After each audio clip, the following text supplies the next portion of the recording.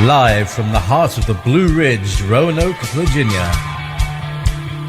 It's the Just Bernard Show with host Bernard Alvarez. Join Bernard as he shares topics that reveal the real matrix and empower your human experience, including world liberty, the esoteric, suppressed technologies, spiritual ascension, and human consciousness.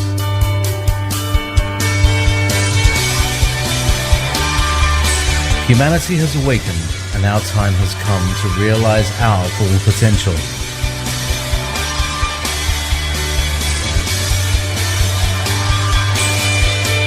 And now, live from the Star City, your host, Bernard Alvarez. Well, hello, everybody, and welcome to the Just Bernard Show. I've got a really great show for us this week. We're going to be speaking with Charles Goodman about Ayurveda in just a few moments, something that I'm very interested in relearning, and hopefully we'll talk a little bit more about that. I'm sure many of you are already have some knowledge of Ayurveda, especially if you're a regular follower of mine. Who knows, maybe you can share something with us in the comments and teach us something new. But anyway, just want to let you know that I've had a really nice week this week. I did take last week off. I just had a very busy schedule and too much on my plate, so I figured I'd take a week off. And it was nice, a nice little rest leading up to this week's show. I'm looking forward to this.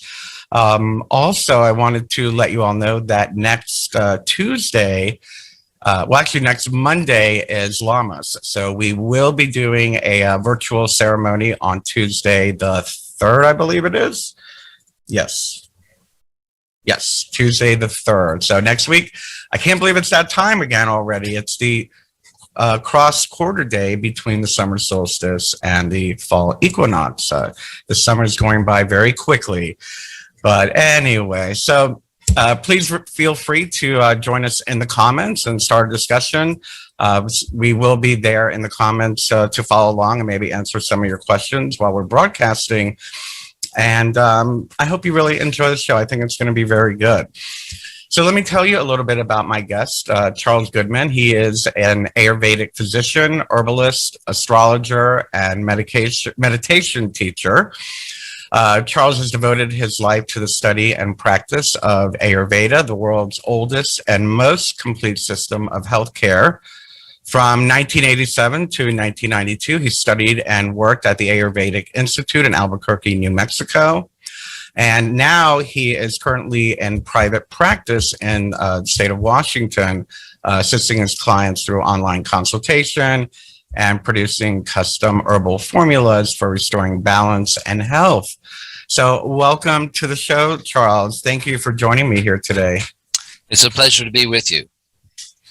And this is a very interesting topic for me. As we had spoken prior to the show starting, I've been very interested in Ayurveda. And one of the things, I'll give everybody a little factoid, I don't know if everybody realizes this, is that back in the early 90s, back when I was a fashion stylist, I had worked with the Veda company, which was all based on Ayurvedic systems. I don't know about now that they've been bought by Estee Lauder, but back in the day when Horstone did, the whole system was based on Ayurvedic energies, and they taught us about meditation and body types and the different energies of different extracts and different flowers and how they could restore balance. So I always had a fascination with it. So Charles, why don't we start a little bit by you sharing with us what drew your interest in the Ayurveda, and why did it become your main school of study? Bernardo, I was always interested in things Eastern, and studied and became a teacher of meditation back in the 70s. And while meditation, as I'm sure you'll agree, is an essential tool for improving all aspects of life, it felt to me that more could be done on the physical side. And so when in the early 80s, I came across a little book written by Dr. Vasant Lad called Ayurveda, the Science of Self-Healing, I immediately resonated with the idea of self-healing. And within a week, I was off to the desert of New Mexico, where I studied with Dr. Ladd for 5 years and became an approved Ayurvedic practitioner at that time. So it was a piece of the puzzle that fell into place just at the right time, as those things often do. I love when things like that happen. They just land on our path, and it just seems to bloom and flourish into a life's calling. It has been that. Absolutely. And so for those of our viewers that may not know about Ayurvedic medicine as a medicine versus mainstream medicine or Western medicine, how does it differ? No, I think of Ayurveda as operating most successfully on a more fundamental level than Western medicine. It's not in opposition to it. They are complementary. The Western medicine begins with an attempt to treat disease that has already manifested. Ayurveda is a system of healthcare which aims as much as possible to prevent disease from arising in the first place.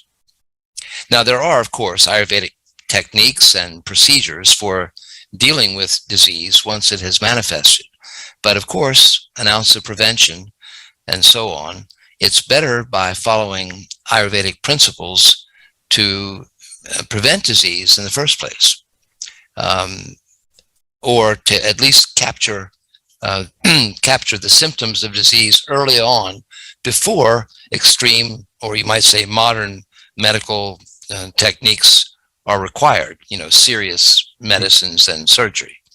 So preventative, it's a form of preventative nutrition, medicine. Are required, is that a good way of serious medicines. That's an important part of it, for sure. So preventative. Absolutely. Then you talk about how it's different from, or that you were interested in Eastern, and I can't help but associate when I think of Eastern practices, whether it be medicine or spirituality, usually in my understanding and studies, it usually has to do with usually like either prana or chi or some kind of energy. Is Ayurveda, does Ayurvedic have a system of an energetic principles to it? Actually, it could be said to be rooted in the energetics of the elements which constitute all living things. As we know, every living organism requires water. And there are laws which govern how water is used in any given system. Plants use water one way, humans another, different animals use water differently. But water is an essential to life, and as such, it is in itself an energetic. Every living thing also metabolizes its food. That is to say, whatever it eats or absorbs, it must transform, whether through solar energy or through biochemical means, into a form that can be absorbed and utilized in the body. So that's the second energetic principle, metabolism. And the third is more abstract because it doesn't seem to have anything substantial about it. But this principle is the principle of movement. Every living thing must move. No movement, no life. So here we have the three basic principles common to all life forms: water, metabolism, and movement. This forms the basis of Ayurvedic theory, or what is called tri-dosha. A dosha means an energetic principle essential to life. And so this is the foundation for all of it. So, for example, when humans have problems with the way water is used once it becomes biologic, this can result in congestive problems of health. And to treat these problems before they become more serious, it can be useful to regulate the amount and kind of liquids which we absorb. Metabolism is probably the most important part of Ayurvedic treatment today because it has to do with diet. Human beings are able to eat a wide variety of foods, but it is not the case that all foods are good for all people. See, we're born with a different sort of constitutional type. Some of us have a predominance of the water element in our makeup. Others are more metabolic. That is to say, people who are metabolize food quickly, dynamically, and are generally of a warmer disposition. And then there are people in whom the principle of movement is predominant, and these are people who are very creative and move a lot and are often super active. It's important for each of us to know our constitutional type and to feed ourselves in a way that supports that constitutional type and doesn't create imbalances which can lead on to disease. Right. And you're bringing back a memory. I remember reading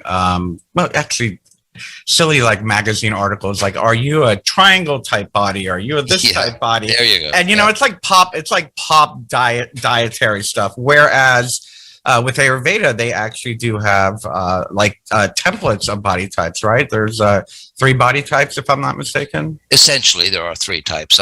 Yeah. And what are they, and what are some of their descriptors, I guess? Well, of course, because Ayurveda originated in India, these body types, if you like, have Sanskrit names, Sanskrit being the original language of all languages. So people in whom the water element predominate are called kapha, K-A-P-H-A, kapha types. These tend to be larger, a little heavier. They move and think and operate slowly. This is not to say that they're less intelligent, but they're loving and generally happier.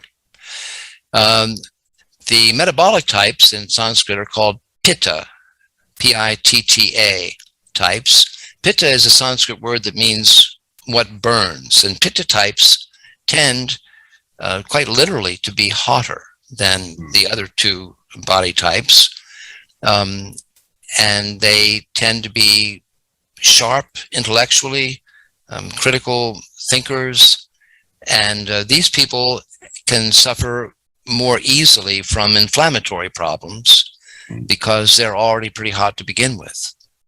The third, we can say body type, are called vata types, V-A-T-A. This is a Sanskrit word that actually means what moves. And vata types tend, in general, to be lighter, more active,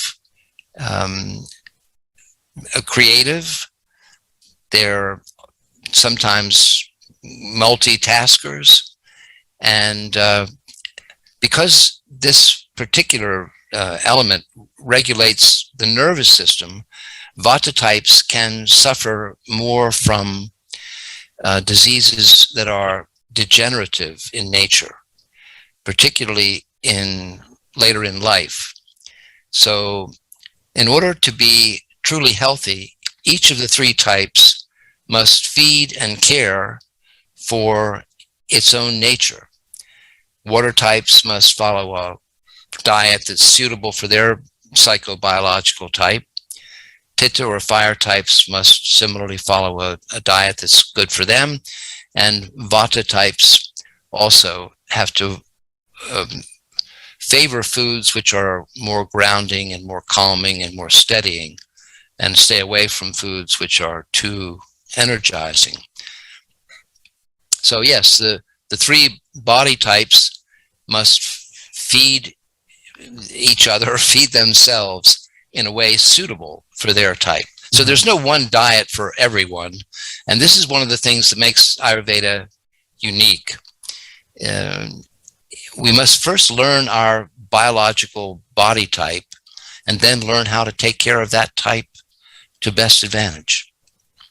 I really appreciate that, and I enjoy that the body types not only incorporate perhaps the physical aspect of the person, but as well as their emotional and spiritual makeup. It's like a very holistic approach, I would say, at least a holistic observation of the entire person. I really enjoy that. You're quite right. To illustrate that point, it is said that kapha types, the water types, tend to be the most loving. Their nature is to embrace, to include, just as two drops of water put very close together. If they touch, they merge. If you like to think of it that way, they fall in love, and it's very hard to separate them. Yeah. At the other end of the spectrum, vata types, or we can say biological air types, tend to be a little dispersive. And while they're very creative, always jumping from one new idea to the next, it's very hard for them to stay focused and fixed on the task at hand. And so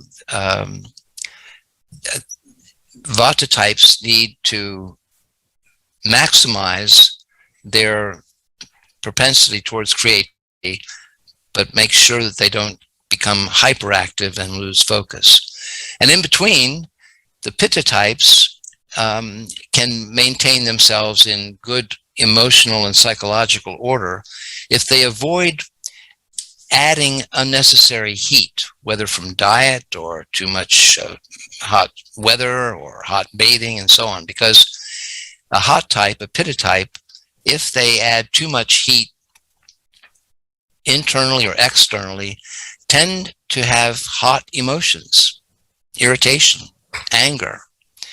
So there's an upside and a downside to each of the three types. And the best way to ensure upside and minimize downside in first instance is through diet, through food choices. Yeah. This just came to me. I'm wondering, is it possible throughout a person's lifetime that their type would change, either through childhood, adolescence, or in old age? Or are you one type for your whole life? I'm curious. It's a very good question, Bernardo. Our body types do not change. They're similar to fingerprints or DNA. Okay. Or astrologically, the condition of the planets at the time of your birth. Our natal chart, yes. Yeah. Natal chart doesn't change. However, as we move through life, whether from work experiences or relationship issues or indeed wrong choices for diet, people can get out of balance with their body types.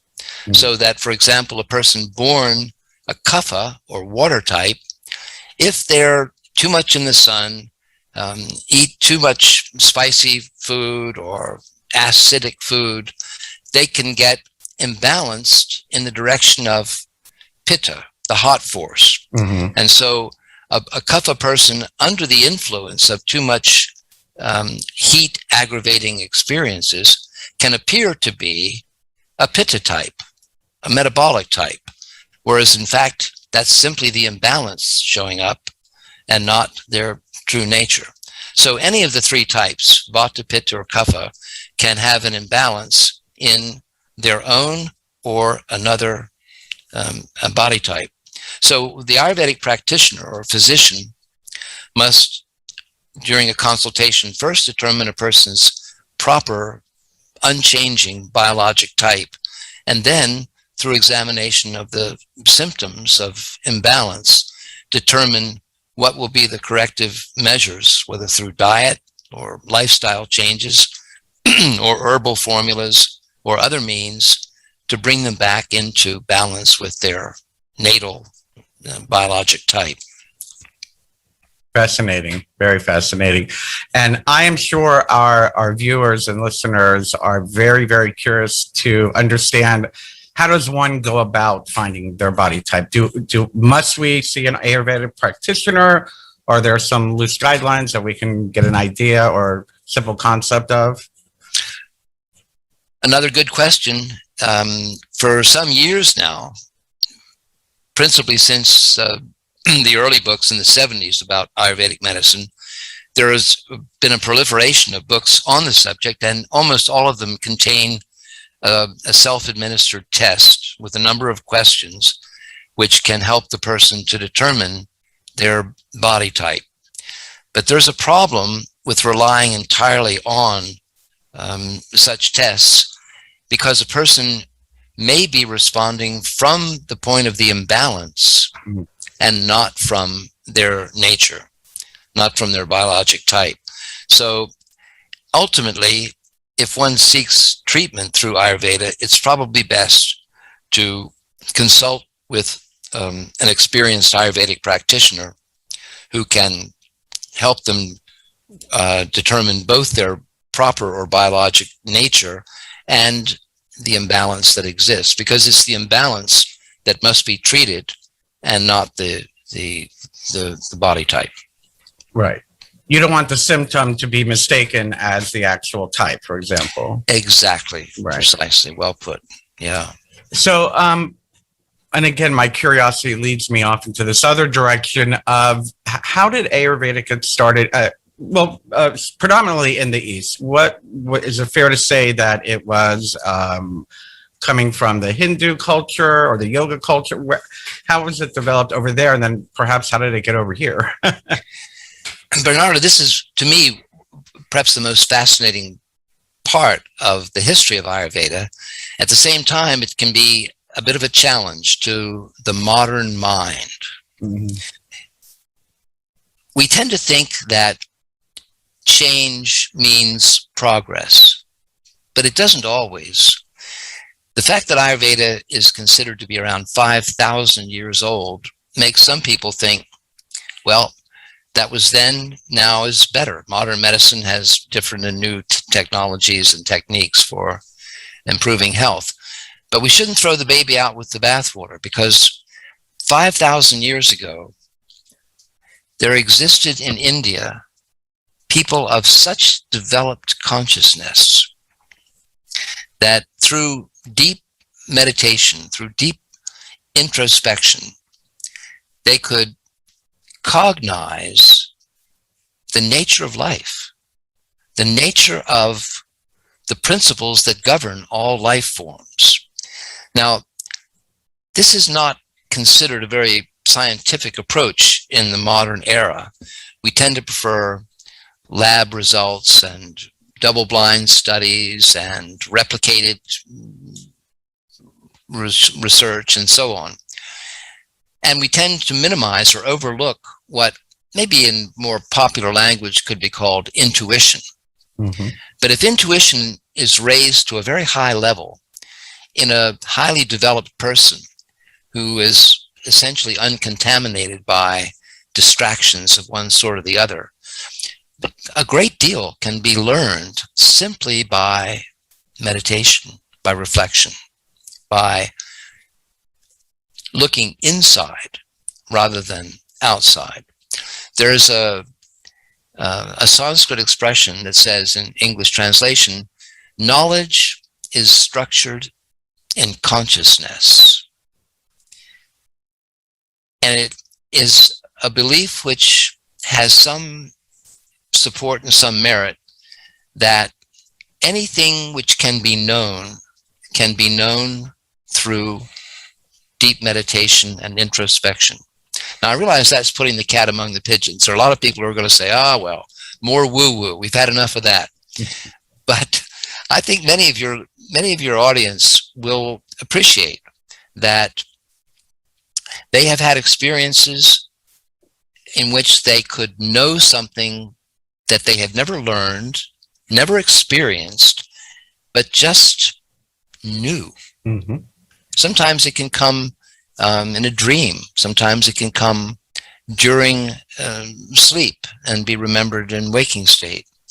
But consciousness, when it's utilized by masters of meditation and introspection, can reveal truth that even today eludes the scientists in laboratories. So the origin of Ayurveda was actually, it emerged in the consciousness of highly developed yogis, if you wish to think of it that way.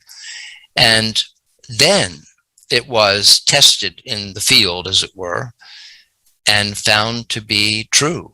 So the truths of Ayurveda, although they began in subjectivity, have been confirmed and proved objectively over and over and over again through thousands of years.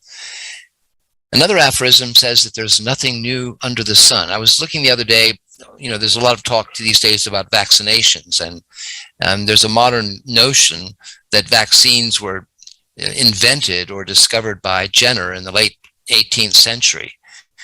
But in fact, vaccinations were used in India thousands of years ago, and in China somewhat later. So there is really nothing new under the sun, and change does not always mean progress. So I think that the principles of Ayurveda and the healing techniques that Ayurveda offers can be a perfect handmaiden to modern, objective, high-tech medicine.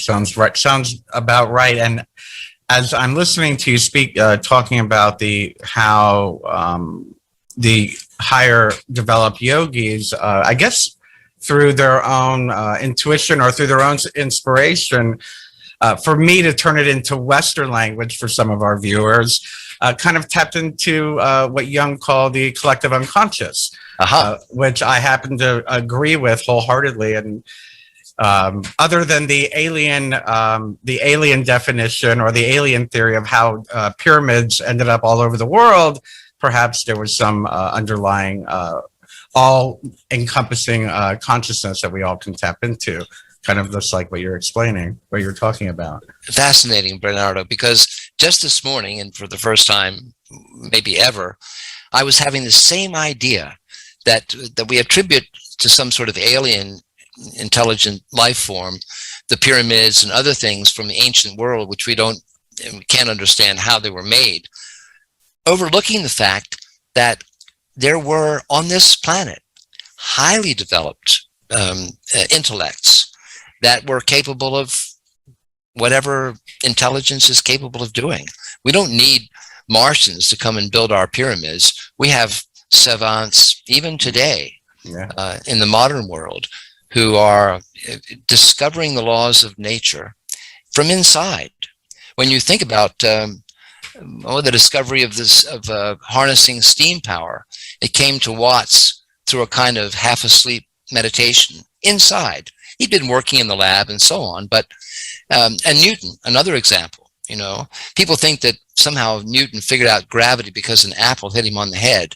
Newton was actually, deeply trying to understand in himself, without modern measuring techniques and so on, how it is that the planets maintain the orderly, orbits in relationship to one another.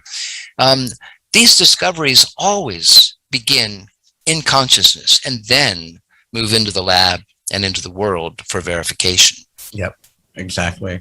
And it's not just a spiritual fluff bunny thing. It's actual science. It's funny. In practicing the occult and magic and all the like, we always say that magic is just science that hasn't been yet discovered. Einstein said something similar. Yeah. It's, but it takes a kind of genius, really. For an ordinary mind, one who's not schooled in introspection or meditation, this sounds highly improbable. But as you know, and as I imagine most of your audience know, consciousness is king. Consciousness rules.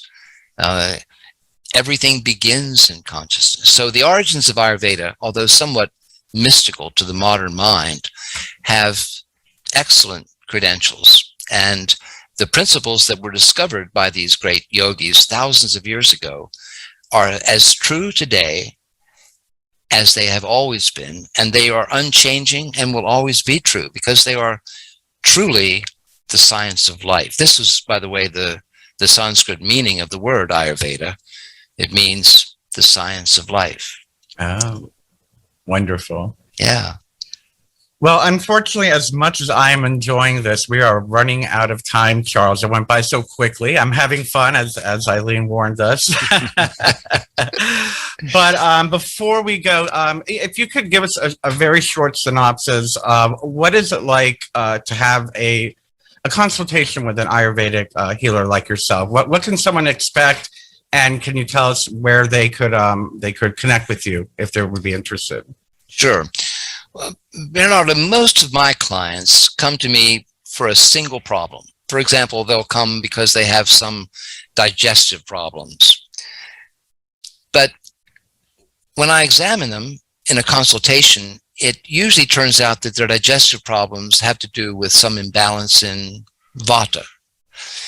And when there's an imbalance in vata in terms of digestion, it is almost always the case that the person suffers as well from anxiety, because vata governs the nervous system. So if vata is out of balance, you will not only likely have gas and perhaps constipation in your digestive system, but you'll be anxious and perhaps even fearful.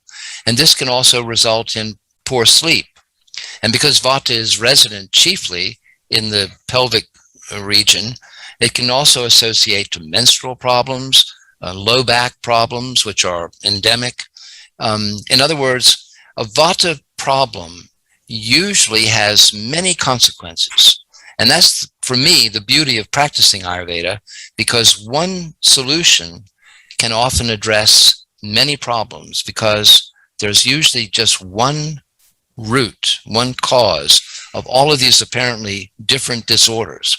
So a person doesn't have to go to a chiropractor and a gastroenterologist and a psychiatrist and a what you will, as long as they can recover balance through diet and herbs, they can restore their natural good health and prevent serious illness down the road. My practice now, partly because of COVID and partly because I love to live in the islands north of Seattle in the state of Washington on a boat, my practice is, I guess you call it, virtual. And if people wish to have a consultation with me or to order herbs or have an astrological reading, they can go online and look for Charles Goodman Ayurveda.com, and my website will come up. And if they want to contact me for questions, I'm happy to answer them. That's how I work. And I love doing what I do because it's simple, it's inexpensive, and it's highly effective. That's Prevent wonderful. disease before it arises. That's the key. It certainly is. Well, thank you so much, Charles. It's been such a pleasure having you on. I've relearned so much, and you've piqued my interest into learning a little bit more now. So I might have to have you come back in a few months and teach us a little bit more. Happy to do it. Thanks for having me, Bernardo. Be a pleasure. Be a pleasure. All right. And everyone, don't forget, next Tuesday, we will be celebrating Lama. So be prepared for 45 minutes of acknowledging the seasons and intentions on what it is we want to bring into the harvest time of the year into our lives. I love you, and I'll see you all next week. Bye-bye. Bye.